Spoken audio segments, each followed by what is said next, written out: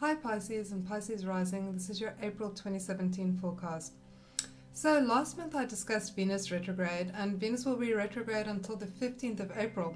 So if you want a refresher on that, just listen to the beginning of my March forecasts. This month Mercury goes retrograde on the 9th of April and stays retrograde until the 3rd of May. So really Mercury is going to be retrograde for most of the month. So that's the planet I want to discuss first. So Mercury retrograde.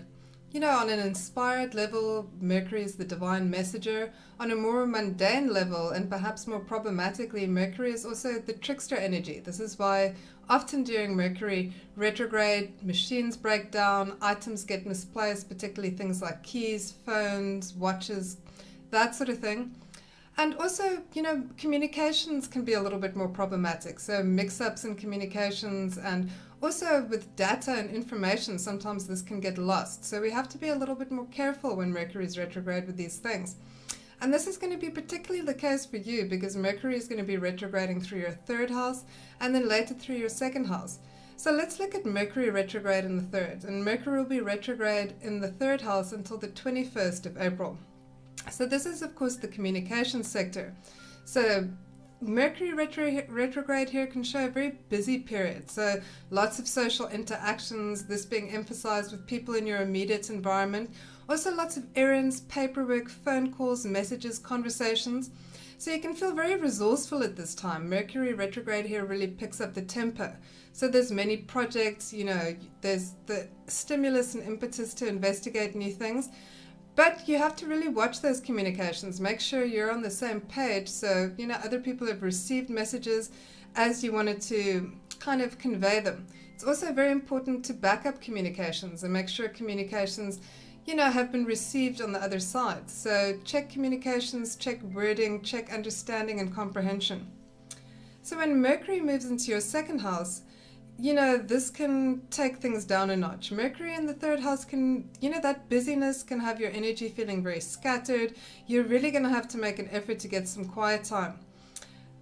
Just to add to Mercury in the 3rd, you know, it's very important to check your mode of transport. So check your car batteries, you know, maybe have your car in for a service prior to Mercury going retrograde, watch your speed limit, back up information and contacts so that you don't lose them. And you may want to reconnect with siblings too. So when Mercury moves into the 2nd, that's kind of a breath of fresh air for you. The tempo, kind of that fast, busy tempo slows down a little bit, which is really great. But with Mercury in the 2nd house, what you want to watch out for is, you know, there can be some delays with money coming in. So you really want to set some money aside in case of this. And also, with Mercury in the 2nd retrograde, sometimes money can also come in unexpectedly, so it can go one of both ways. It's also a very good time to review budgets, and you know, so you want to keep a record of all incoming and outgoing expenses. So keep track of things, keep a budget, and keep receipts in case there's mix-up with sales. It's also a good time to open a savings rather than a spendings account. And you want to avoid major purchases at this time. So just think about things like that a little bit carefully, more carefully than usual before kind of dishing out. So let's look at the placement of the other planets this month. The Sun is going to be in your 2nd house until the 20th of April. Now this is the financial sector of the chart. It's also the place of resources. So here, more than at any other time of year, the focus is on resources, material affairs. Also comfort issues come up because we're looking at what we value and the usefulness of what we own, and possibly considering bringing more useful things in, so accumulating possessions. But generally speaking, one isn't inclined to take big risks when the Sun is in the 2nd house. You're more inclined to hold on to what you have. So not taking big risks, you know, holding on to what you have and looking at the usefulness of everything that you own. But also possibly, you know, really considering ways to make more money, ways to open up new streams of income. So from the 20th, the Sun moves into your 3rd house, and this is the communications sector. So this is lots of busyness and movement when the Sun is in this house. You know, it also picks up the tempo, much like Mercury. You know, puts you more in contact with people in your immediate environment. So again, much like Mercury in the 3rd, there's a lot of emphasis on busyness in terms of routine errands, communications, paperwork, so making phone calls, sending messages. and feeling generally resourceful, taking on lots of projects, and there's always the impetus to learn new things here. So this can indicate the start of a new subject of study. So Venus will be in your sign Pisces for all of April. And Venus in Pisces, of course, has you projecting warmth. It makes you more personable, more agreeable, more able to compromise with others. So, there's really the inclination to resolve conflicts, make sure that there's no acrimony. Venus here, which kind of contradicts the busy energy happening in the rest of the chart, wants to have a good time, wants to relax. So at least in between the busyness, you'll be attracting opportunities for leisure, fun, even romance, with friends, with close ones, or even with new connections, because Venus has the ability to attract people in situations that bring more of what you love, more leisure, more luxury, more comfort into your life. So traditionally, I'd say it's a good placement for taking a vacation or taking some time out. But with all that emphasis in your third house, the tempo is going to be a little bit busy for that, but there will be opportunities for fun, romance, leisure, and pleasure. So Mars is going to be in your third house until the 21st. And Mars, of course, again, picks up the tempo in that third house. Mars here, very good for selling yourself and selling your ideas, or selling products for that matter. So you tend to come across very confidently, project a lot of charisma, self-assurance, so people respond very favorably for that. So like I said, good for interviews, good for selling yourself and your ideas.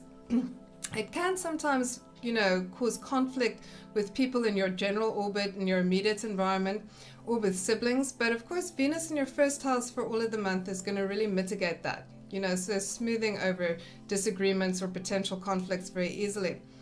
So from the 21st, Mars moves into your fourth house, and here Mars can stir up some really deep-rooted behaviors. So you want to watch out that you don't get into kind of meaningless fights, because this can really press those reflex buttons, because it's all about conditioned childhood behaviors. Mars here in the fourth, really motivated to get a lot done around the house, and that's really the best expression of this energy.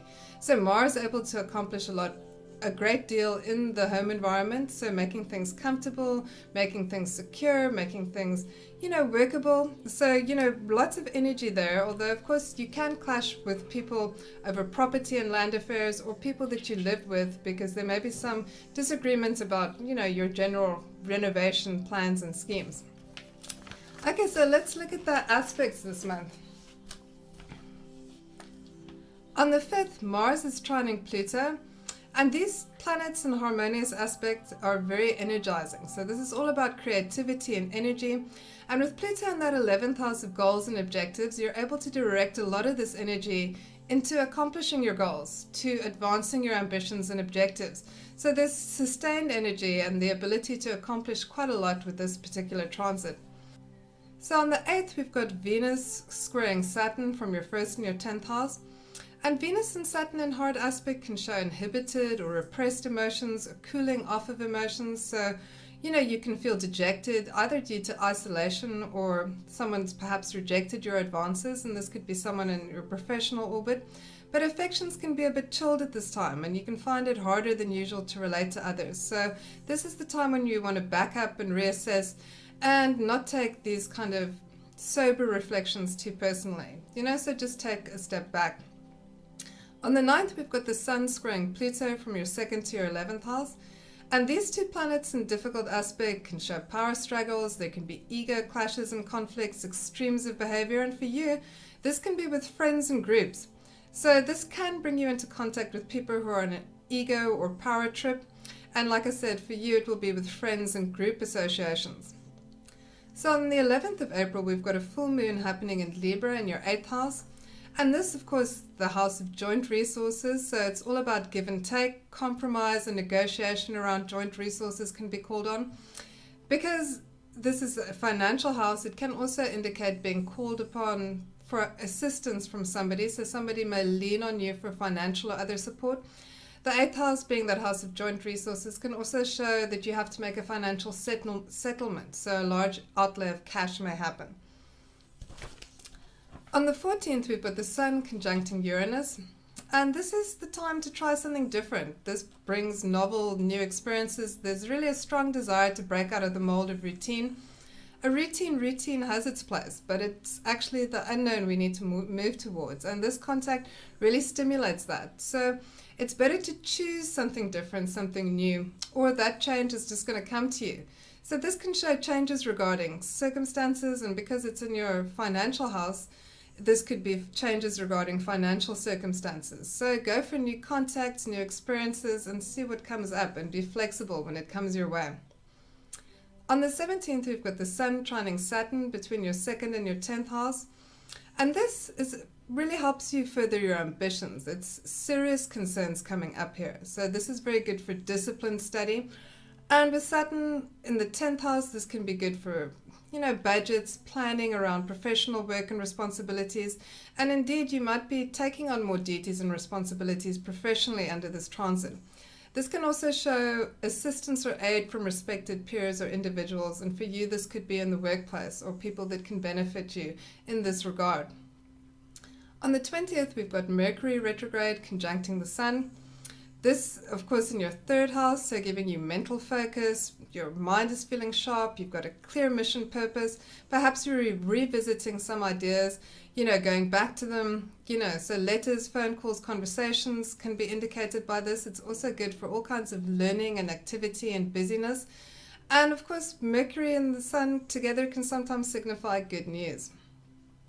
On the 24th, we've got Mercury trining Saturn, also from your 2nd to your 10th house. So this also an aspect that's good for serious study, attention to detail. So this can favor tedious tasks or tedious work that needs to be done. So this could be around budgets, around accounting.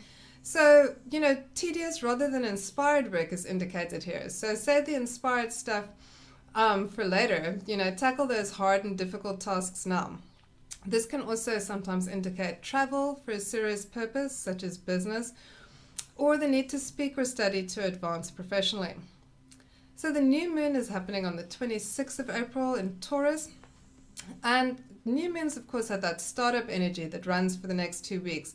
And for you, because it's happening in your 3rd house, it's a good time to take up a new course of study, to learn a new skill, to take tests, to fill out forms, so it's really going to give you that startup energy to, tackle your affairs with energy and diligence. So paperwork, routine phone calls, text errands, catching up with all the things that need to be done.